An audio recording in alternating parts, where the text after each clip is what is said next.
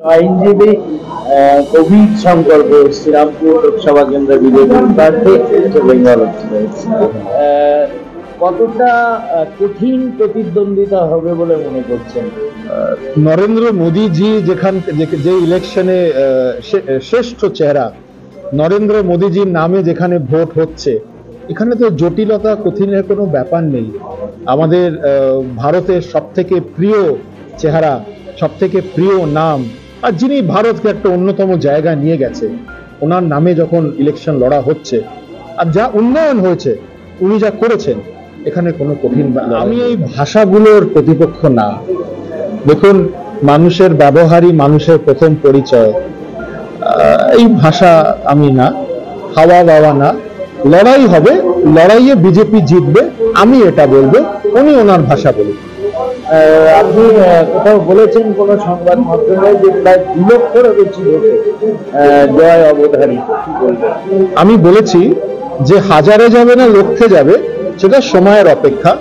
মোদিজির নামে যেখানে আছে, যেখানে ভোট আছে, এটা হাজার লক্ষের কমে। আপনার সমগোত্রীয় শ্রীরামপুর আদালতে ছিলেন এবং আপনার সমগোত্রীয় উকিল বন্ধুদের সঙ্গে ছিলেন, কেমন ছাড়া পেলেন? কালো কোট তো সবসময় থাকে, এখন এই পোশাক পরে আছি, রাজনৈতিক ময়দানে আছি, তাই আমার যারা কলিগস আছে তাদের সাথে একটু দেখা করতে গেলাম। সবসময় যোগাযোগে থাকি তাদের সাথে, কেস কাছারির মাধ্যমে যোগাযোগ করতে গেলাম, কথাবার্তা বললাম, খুবই ভালো লাগলো। এবং সারা কতটা? কালো কোট তো কালো কোটের সাথেই আছে, আর একটাই বিষয়, ব্যবহার। এই ব্যবহার কেউ মানুষ, আমরা যদি এটাতে রিয়াক্ট করি, এই করি, উনি তো বারংবার এই জিনিস করছেন, বারংবার এই জিনিস করছেন, কত মানুষের সাথে এই ব্যবহার হচ্ছে। চলুন, যাই হোক, ওনার ব্যাপারে। বাড়ির বাইরে আর কিছু বললাম না। অনেকেই বলছেন যে যেহেতু সম্পর্কে উনি শ্বশুর মশাই, সেহেতু জামাই শ্বশুরমশাইয়ের অনেক দুর্বলতা জানেন। আবার বলি, আগে একটু সংশোধন করি, সম্পর্কে শ্বশুর মশাই না, আমি অস্বীকার করার জায়গা নেই কি একটা সময় আমাদের একটি সম্পর্ক ছিল, সেটা এখন নেই। আমি একটা রাজনৈতিক ময়দানে লড়তে এসেছি এবং চোখে চোখ মিলিয়ে লড়াই হচ্ছে, চোখে চোখ মিলিয়ে লড়াই হবে, 1 ইঞ্চি মাটি ছাড়া হবে না। যেটা বলছে এই শ্বশুর জামাই এই এগুলো ভুল কথা, বাজে কথা। আমি এর প্রতিপক্ষ না। আমি একটি রাষ্ট্রীয় পার্টি, রাষ্ট্রীয় দলের ক্যান্ডিডেট। আমি রাষ্ট্র গঠনের লড়াই লড়ছি, আমি ধর্ম প্রতিষ্ঠার লড়াই লড়ছি, আমি ধর্ম রক্ষার লড়াই লড়ছি, আমি এই বাংলার মাটিকে বাঁচানোর লড়াই লড়ছি, আমি বাংলার মাটিকে পবিত্র করার লড়াই লড়ছি। এটা একটি বাংলার মানুষের লড়াই, সেরা শ্রীরামপুর গঠন করার লড়াই, বিকশিত শ্রীরামপুর গঠন করার লড়াই, এর বাইরে কিচ্ছু নেই। কি হাতিয়ার হতে চলেছে আপনার প্রচারে যখন বেরোচ্ছেন? হাতিয়ার হচ্ছে, সাংসদ কিছু করেননি, 3 বার জিতেছেন, কতবার এখানকার ইস্যু পার্লামেন্টে উঠেছে? 0। এখানকার মানুষের কি উন্নতি হয়েছে? এদিকে একটা অঞ্চল আছে, ওখানে আপনি যাবেন চণ্ডীতলার দিকে, ডানকুনির একটু আগে, আলো নেই, টুনি বাল্ব জ্বলছে। গ্রামগঞ্জে যান, রাস্তা নেই, মহিলাদের শৌচালয় নেই, বাড়ির ছাদ নেই, আমফানে ছাদ উড়ে যাচ্ছে, বাড়ি নষ্ট হয়ে যাচ্ছে, পানীয় জলের সমস্যা, ড্রেনেজের সমস্যা, ডেঙ্গুতে মানুষ মারা যাচ্ছে। অনেক হাতিয়ার আছে, এটা বড় হাতিয়ার হয়ে এবার এটা পড়বে কিন্তু তৃণমূলের ওপর। বামদের এবং কংগ্রেসদের কোনো অস্তিত্ব নাই। বাম এবং কংগ্রেসের পশ্চিমবাংলার রাজনীতির কোনো অস্তিত্ব নেই। আইএসএফ একটি প্রার্থী দিয়েছে, কিন্তু আইএসএফ এর তো এবারে জোটও হয়নি। আইএসএফ প্রার্থী দিয়েছে, আইএসএফ নিশ্চয়ই লড়ছে। লড়াই হচ্ছে একদম চোখ চোখ মিলিয়ে বিজেপির তৃণমূল।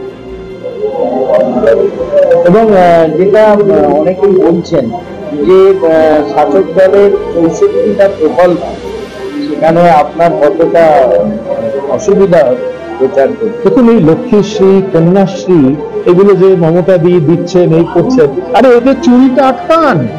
চুরি তো আটকাতে পারছে না এর ভেতরে।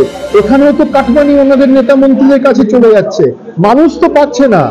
এগুলো শুধু মুখেই, চুরি আটকাতে পারছে না দলের ভেতরে, চাল চুরি আটকাতে পারছে না, লক্ষ্মীশ্রীর টাকা কাটমানি হয়ে যাচ্ছে, কন্যাশ্রীর টাকা কাটমানি হয়ে যাচ্ছে। এবার নরেন্দ্র মোদীজি কি বলেছেন, কিন্তু 3,000 কোটি টাকা যেটা চুরি হয়েছে উনি মানুষকে ফিরিয়ে দেবেন, বাংলার মানুষ পাবে, 3,000 কোটি টাকা উনি ফিরিয়ে দেবেন, এখানে কাটমানি হবে না, ডাইরেক্টলি মানুষ ফেরত পাবে। কিন্তু দাদা একটা প্রশ্ন না করেই পারছি না যে মোদীজি যখন প্রথম এলেন তখন বলেছিলেন, এরা বলছেন, শাসক দল দাবি করছেন যে 15 লক্ষ টাকা তিনি দেবেন এবং বিদেশ থেকে কালো টাকা আনবেন, সেগুলো মোদীজি পারেননি, এই হাতিয়ার তারা রাখছে। কে বলছে পারেনি?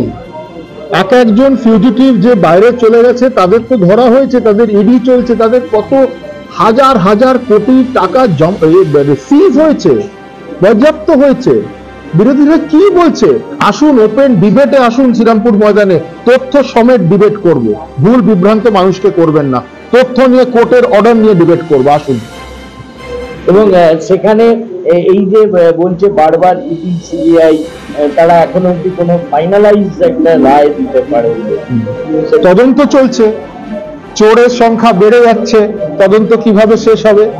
একটা চোরকে ধরতে গিয়ে আরেকজন চোর চলে আসছে, ডাকাত চলে আসছে, টাইম লাগে। এত বড় স্ক্যাম না, হাজার হাজার কোটি টাকা, 1 লক্ষ 2 লক্ষর ব্যাপার না। আপনি ভাবতে পারছেন পার্থবাবুর বাড়িতে কত বড় পাহাড় ছিল? কিসের পাহাড়? প্রকৃতির পাহাড় না, গাছের পাহাড় না, টাকার পাহাড়। ট্রেলটা খুঁজতে তো একটু সময় দিতে হবে। ইলেকট্রাল বন্ড নিয়ে কি বলবেন? সুপ্রিম কোর্টের রায়, আমি একজন আইনজীবী, সুপ্রিম কোর্ট যেটা বলেছেন আমি ওটাকে অ্যাকসেপ্ট করি, আপনি কিছু বলেন। তো সেটা কি যথেষ্ট বেগ পাবে না আপনার এতে প্রচারে? না, ডেফিনেটলি সুপ্রিম কোর্ট যেটা বলেছে, আমাদের রাজনৈতিক যেটুকু বলার আমরা বলবো, সুপ্রিম কোর্টকে রাইতে আমি সম্মান দেব।